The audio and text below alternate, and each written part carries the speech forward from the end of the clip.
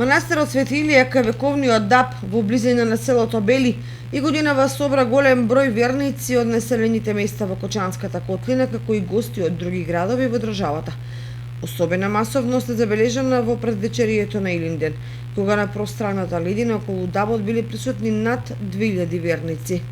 Имено приближно толку порции со манастирската манџа им биле послужени на верниците кои стрпливо чекале во редови да вкусат за здравие. Потоа се играло и пеело до досна во ноќта. И на Илинден популарниот локалитет на жителите на селото Бели беше полн со верници седнати во лодовината на сенките со традиционални мезиња и пејалоци. За сите присутни беше подготвено традиционално манастирско гравче. Од црковниот одбор информира дека средствата собрани од Илинден ќе бидат наменети за довршување на градежните и другите работи на црквата во селото, а при тоа ги повикуваат сите верници и стопанственици во рамките на своите можности да ја помогнат неговата целосна реализација.